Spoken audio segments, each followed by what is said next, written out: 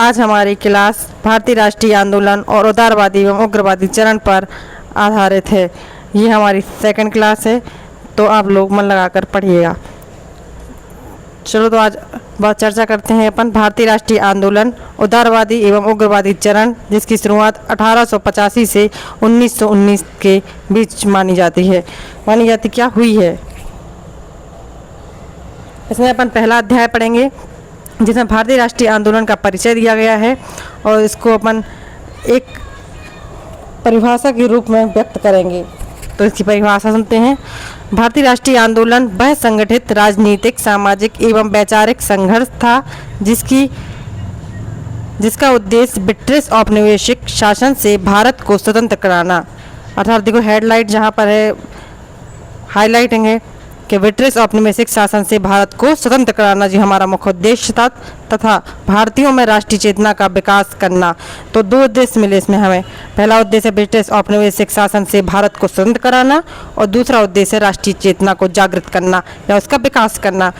तो हमारे यही है जो उदारवादी और उग्रवादी चरण है, उनकी यही सोच थी जिससे वो आगे लेकर इसको चले। इसमें यूपीएससी कीवर्ड के हिसाब से, क्योंकि हमारी क्लास यूपीएससी, एमपीएससी और ऑल द स्टेट एग्जाम के लिए है, तो हमारे पहले यूपीएससी का कीवर्ड इसमें क्या है, तो मुख्य रूप से यूपीएससी के बारे में बता रहे हैं। तो सुनिए आप कि इसके कीवर्ड्स हैं राष्ट्रवाद, औपनिवेशिक शासन, राजनीतिक चेतना, स्वशासन, राष्ट्रीय एकता, जन भागीदारी, लोकतांत्रिक अधिकार। तो ये हमारे कीवर्ड्स हैं। चाहो तो अपन जी यूपीएससी, एमपीएससी या फिर वनडे एग्जाम में भी अपन यूज कर सकते हैं, पर खास तौर पर यूपीएससी के लिए बहुत इंपॉर्टेंट कीवर्ड्स हैं। अब इसके आगे अपन पढ़ते हैं। तीसरी हेडिंग अपनी जो है भारतीय राष्ट्रीय आंदोलन के चरण बताए गए हैं, कौन कौन से कितने चरण हैं इसमें। तो तीन चरण है इसमें और समय भी उनका है, तो अपन को टाइमिंग पता चलेगी और उसके अपन को चरण पता चलेंगे कितने हैं। तो उदारवादी चरण जो 1885 से 1905 तक चला, उग्रवादी चरण 1905 से 1919 तक चला, गांधीवादी चरण 1919 से 1947 तक चला। तो 1885, 1905। अगर आप लोगों को हिंदी इंग्लिश में दिक्कत जाए तो आप बताना कमेंट करके हमें, तो इंग्लिश में पढ़ाने लगेंगे।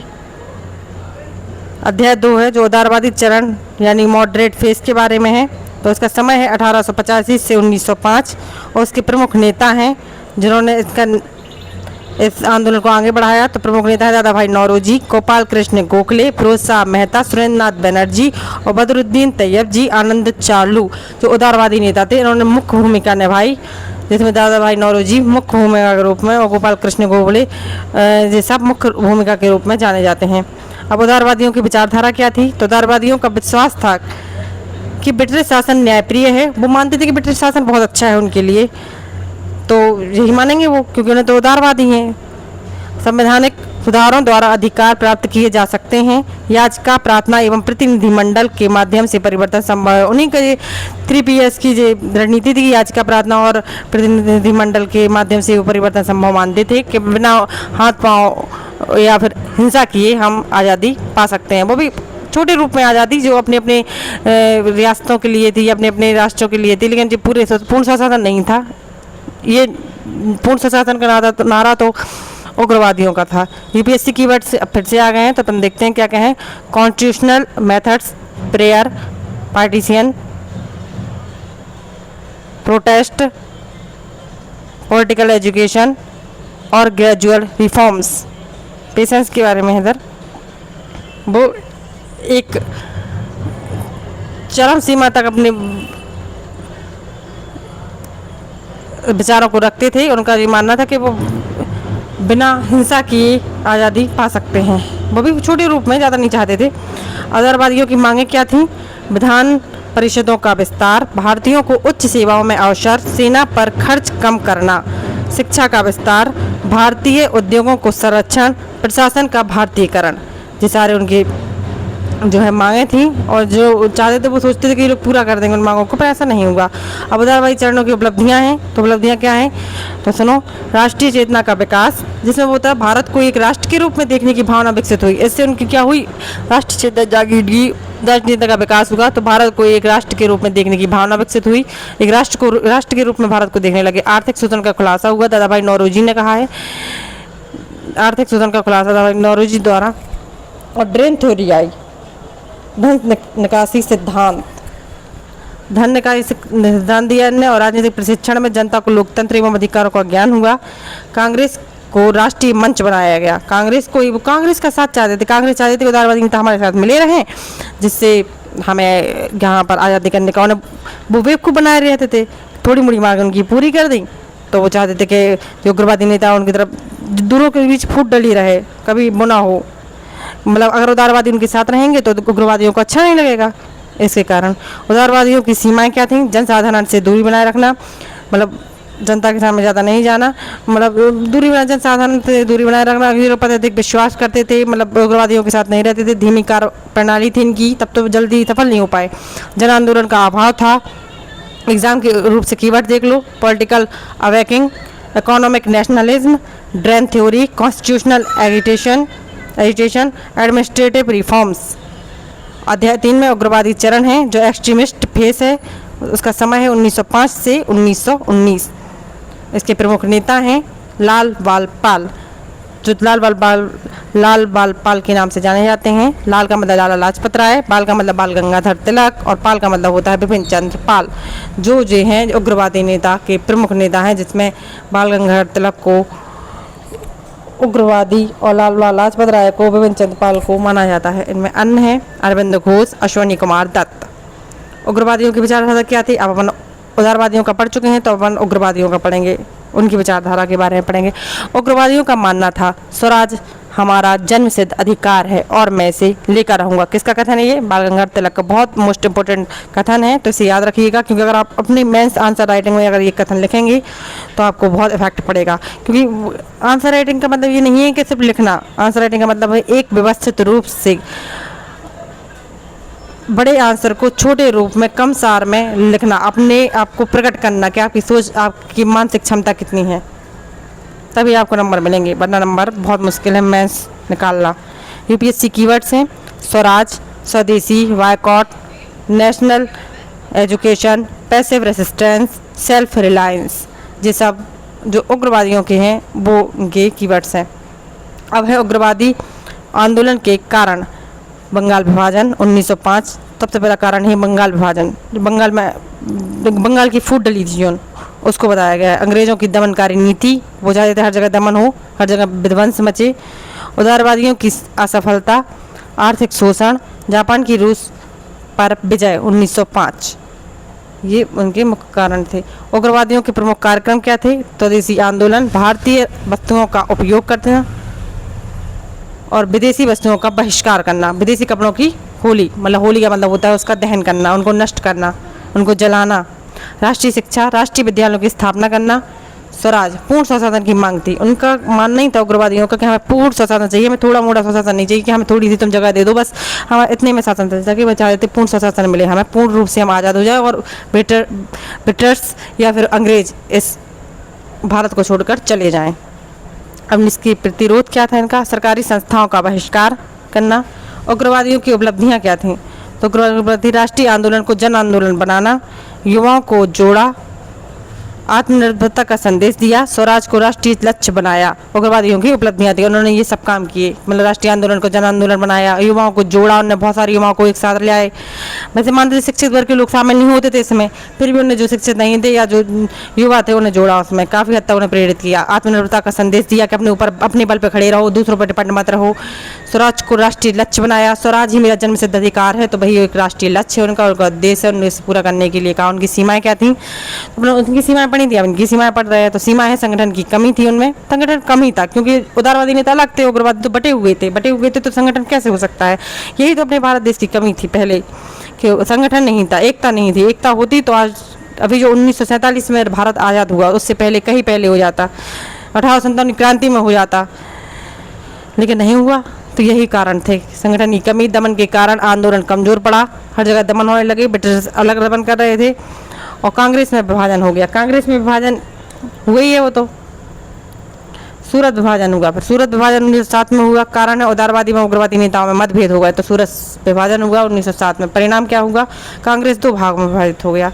ब्रिटिश सरकार को लाभ मिला। इससे लाभ किसको मिला था भैया? मालूम है, जब 2 लोगों की लड़ाई होती है तीसरा लाभ उठा के जाते हैं, और अंग्रेज तो वैसे भी फूट डालो शासन करो की नीति अपनाते हैं और लाभ उठा के जाते हैं। उदारवादी एवं उग्रवादी में अंतर, तो इनके अंतर है तो आधार दिया गया है उनका उदारवादी एक तरफ उग्रवादी। तो आप चाहे तो ऐसे लिख सकते हैं, आप चाहे तो अपनी कॉपी में भी लिख लें, क्योंकि ऐसा लिखा आपको फिर नहीं मिलेगा। उनका अंतर या उनकी तुलना एक ही बात है, तुलना थोड़ा अलग हो जाता है लेकिन अंतर है। देखिए आप क्या क्या डिफरेंस थे उनमें। आधार है उद्देश्य, तरीका, ब्रिटिश शासन, जनता की भूमिका, नेतृत्व, जो है 5 पॉइंट हैं, तो इन 5 पॉइंटों को आप लिख सकते हैं। तो उद्देश्य में पहले उदारवादियों की तरफ से सुधार करना, और उग्रवादी की तरफ से होता है स्वराज की प्राप्ति। वो सिर्फ उदारवादी चाहते हैं सिर्फ स्वराज, हमें सुधार मिल जाए, कुछ नहीं है, सुधार हो जाए, हमें थोड़ी हमारी जो दशा चल रही है उसमें सुधार हो। पर उग्रवादी चाहते हैं हमें पूर्ण स्वराज मिले। और आधार में पहले दूसरा आधार है तरीका, तो उसमें उदारवादी चाहते हैं प्रार्थना याचिका, उग्रवादियों का था उनका तरीका था बहिष्कार स्वदेशी। और ब्रिटिश शासन आधार बना तो फिर इसमें होगा सहयोग और विरोध। उदारवादी उनका सहयोग चाहते थे तो उग्रवादी उनका विरोध करते थे। जनता की भूमिका क्या थी? सीमित थी उदारवादियों में, और उग्रवादियों में व्यापक थी, क्योंकि उग्र जो है काफ़ी लोग शामिल हुए इसमें। और नेतृत्व उदारवादियों का नेतृत्व गोपाल कृष्ण गोखले जी कर रहे थे, और इसमें बाल गंगाधर तिलक कर रहे थे उग्रवादियों में। बस आप चाहें तो ऐसे आंसर लिख सकते हैं अंतर। अब यूपीएससी के लिए आते हैं तो महत्वपूर्ण तथ्य, तो कांग्रेस की स्थापना 1885। 1 लाइनर आंसर है, प्रीलिम्स के लिए बहुत इंपॉर्टेंट है। आप एक बार पढ़ लेंगे तो बस आप पढ़ते जाएं, कुछ नहीं, एक बार पढ़ते जाएं तो आपको समझ में आता जाएगा। उसके बाद रिवाइज करते जाएं, चाहे स्क्रीनशॉट ले लें। कांग्रेस की स्थापना 1885 में। प्रथम अध्यक्ष हैं WC बनर्जी। बंगाल विभाजन 1905 में हुआ। सूरत विभाजन 1907 में हुआ। मार्लियामेंटो सुधार 1909 में हुआ। होम रूल आंदोलन 1916 में। लखनऊ समझौता 1916 में। और मॉन्टेग्यू घोषणा 1917 में हुई, जो मॉन्टेग्यू ने की थी। मार्लियामेंटो का सुधार भी आया था ना। और वेरी इंपॉर्टेंट यूपीएससी के लिए 20 कीवर्ड्स हैं, तो देख लो आप, एक बार नया डाल लो। Nationalism, constitutionalism, swaraj, swadeshi, boycott, passive resistance, economic nationalism, drain theory, political awakening, administrative reforms, self government, national education, कॉनिकल एप्रोलिएशन, extremism, moderates, assertive nationalism, Indianisation, और civil rights, public opinion, self reliance. जी अपने 20 कीवर्ड्स थे। तो आप चाहो तो एक बार इंग्लिश मीडियम वाले हैं उनके लिए ज़्यादा इंपॉर्टेंट है, तो वो कीवर्ड्स लिख सकते हैं। इन कीवर्ड्स को यूज भी कर सकते हैं यूपीएससी या बीपीएससी ऑल द एग्जाम के लिए। ऑल द एग्जाम तो नहीं, क्योंकि मेंस में चाहिए अपन को कीवर्ड्स।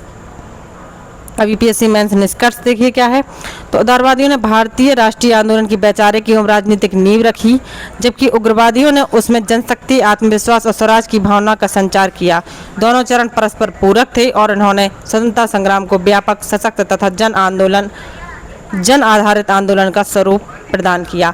तो ये निष्कर्ष जो है वो 10 मार्क्स के लिए है, 10 नंबर के लिए है, जो एमपीएससी यूपीएससी में लिख सकते हैं अपन। और फिर जैसे भी क्वेश्चन आया वैसे उसके हिसाब से लिखें। ये थोड़ी आपको समझाने के लिए खुद बनाना सीखें। और ये आप हमारे मेंस के आंसर राइटिंग प्रश्न आ गए, जो आप चाहे तो यूपीएससी में भी यूज कर सकते हैं और एमपीएससी में भी कर सकते हैं। तो जी वैसे प्रॉपर नहीं है कि मतलब सिक्वेंस में बताया हमने कि ऐसा ही लिखना है, बिल्कुल नहीं लिखना है। आप इसमें से मैटर यूज कर सकते हैं, बस थोड़ा सा तरीका है, कीवर्ड्स कैसे यूज करें, कैसे निकालें, वो आप खुद लिखोगे तब समझोगे। कुछ दिन में हम डालेंगे आपको कैसा लिखना है, लेकिन पहले आप ये देख लीजिए। पहला प्रश्न है, भारतीय राष्ट्रीय कांग्रेस की स्थापना कब और क्यों हुई? तो उत्तर में अपन इंट्रोडक्शन लिखते हैं उत्तर में पहले। तो भारतीय राष्ट्रीय कांग्रेस की स्थापना 28 दिसंबर 1885 को बॉम्बे यानी मुंबई में हुई। इसके संस्थापक एओ ह्यूम थे, इन्होंने सबसे पहले स्टार्ट किया था, और पहले अध्यक्ष WC बनर्जी थे। क्योंकि वो चाहे उदारवादी नेता हो चक्रवादी नेता, वही चाहते थे कि ह्यूम को स्टार्ट कर दिया, उन्होंने आगे खड़ा कर दिया, जिससे ये करेंगे तो ज़्यादा प्रॉब्लम नहीं जाएगी, उन्होंने ये सोचा। उनके उद्देश्य थे भारतीयों को राजनीतिक मंच प्रदान करना, ब्रिटिश सरकार के समक्ष भारतीयों की समस्याएं रखना, राष्ट्रीय एकता का विकास करना, राजनीतिक जागरूकता फैलाना। उनके कीवर्ड्स हैं, अपन चाहे तो इसमें से कीवर्ड्स निकाल सकते हैं यूज करने के लिए। राष्ट्रीय चेतना, राष्ट्रीय एकता, संवैधानिक सुधार और प्रतिनिधित्व, ये लिखेंगे तो ज़्यादा इफेक्टिव हमारा आंसर रहेगा। आगे है प्रश्न दूसरा है, क्वेश्चन सेकंड है, उदारवादी नेताओं की प्रमुख विशेषताएं बताइए। तो उत्तर में से डायरेक्ट विशेषताएं हैं, लेकिन आपको इंट्रोडक्शन भी लिखना है और निष्कर्ष, 1 लाइन में निष्कर्ष चाहिए अपन को 7 मार्क्स में MPPSC के हिसाब से, और इंट्रोडक्शन तो चाहिए ही है। उत्तर है संवैधानिक तरीकों में विश्वास, प्रार्थना याचिका और प्रतिनिधिमंडल की नीति, ब्रिटिश न्यायप्रियता में विश्वास, धीरे धीरे सुधारों की मांग। प्रमुख नेता हैं दादा भाई नौरोजी, गोपाल कृष्ण गोखले, फिरोज शाह मेहता। तीसरा क्वेश्चन है, आज हम 10 ही क्वेश्चन लेके आए हैं, आपको अच्छे लगे तो आप बताइएगा कमेंट करके, और आपको इससे अच्छे चाहिए तो भी बताइएगा। उदारवादी चरण की उपलब्धियां लिखिए। उत्तर है राष्ट्रीय चेतना का विकास, राजनीतिक शिक्षा का प्रसार, धन निष्कासी सिद्धांत यानी ड्रेन थ्योरी का प्रतिपादन, कांग्रेस को राष्ट्रीय मंच बनाना, प्रशासनिक सुधारों की मांग। उदारवादी नेताओं की सीमाएं क्या थीं? तो सीमाएं लिख लीजिए उनकी, डायरेक्ट सीमाएं लिखी हैं कीवर्ड्स के साथ, तो आप वही देखिए। अंग्रेजों पर अत्यधिक विश्वास, जनसाधारण से सीमित संपर्क, आंदोलन का धीमा स्वरूप, बड़े जन आंदोलन का अभाव। मतलब बड़े जन आंदोलन हुए नहीं है क्योंकि बट गए वो लोग। अगला 5वां क्वेश्चन है अपने पास, उग्रवादी आंदोलन के उदय के कारण लिखिए। अब उदय के कारण मतलब उनका उदय कैसे हुआ, उग्रवादियों के उदय के, आंदोलन के उदय के क्या कारण बने, क्यों उठा ये आंदोलन? तो बंगाल विभाजन हुआ 1905 में, अपन पहले भी पढ़ चुके हैं, बस उनको कीवर्ड्स के हिसाब से लिखा है अपन ने। अंग्रेजों की दमनकारी नीति, उदारवादियों की सीमाएं, आर्थिक शोषण और जापान की रूस पर विजय 1905 से प्रेरणा। जो कीवर्ड्स अपन ने देखो डायरेक्ट अपनी जो भी लैंग्वेज पढ़ी है ऊपर भाषा, उससे उठाए हैं अपने डायरेक्ट। तो अपन को ऐसे कीवर्ड्स निकालने हैं कि अगर आपको थ्योरिकल दिया है तो उसमें से आपको बेस्ट कीवर्ड्स, इंपॉर्टेंट कीवर्ड्स उठाकर अपने आंसर राइटिंग में यूज करना है, जिससे आपका जो आंसर है वो इफेक्टिवल बने, प्रभावशाली बने। 6वां क्वेश्चन है, उग्रवादी नेताओं के प्रमुख कार्यक्रम क्या थे? तो कार्यक्रम क्या क्या किए उन्होंने, संस्थाएं क्या क्या बनाई हैं, फिर कौन से आंदोलन किए? तो स्वदेशी आंदोलन, विदेशी वस्तुओं का बहिष्कार किया, राष्ट्रीय शिक्षा, स्वराज की मांग। 4 कीवर्ड्स हैं, बहुत इंपॉर्टेंट है, याद कर लो। 7वां क्वेश्चन है, स्वराज मेरा जन्म सिद्ध अधिकार है, किसने कहा? तो अपन चाहें तो 1 लाइन में आंसर रखते हैं कि बाल गंगाधर तिलक ने कहा ये, लेकिन हम थोड़ा सा लिखेंगे उसके बारे में। तो किसने कहा? ये लोकमान्य बाल गंगाधर तिलक द्वारा दिया गया नारा है। और अपन चाहे तो इसके आगे और भी लिख सकते हैं, कब दिया, कैसे दिया, क्यों दिया, किस घटना पे दिया, किस आंदोलन में दिया, ये भी लिख सकते हैं, लेकिन मैं तो लिखते हैं इस नारे ने भारतीयों में आत्मविश्वास और स्वतंत्रता की भावना को मजबूत किया।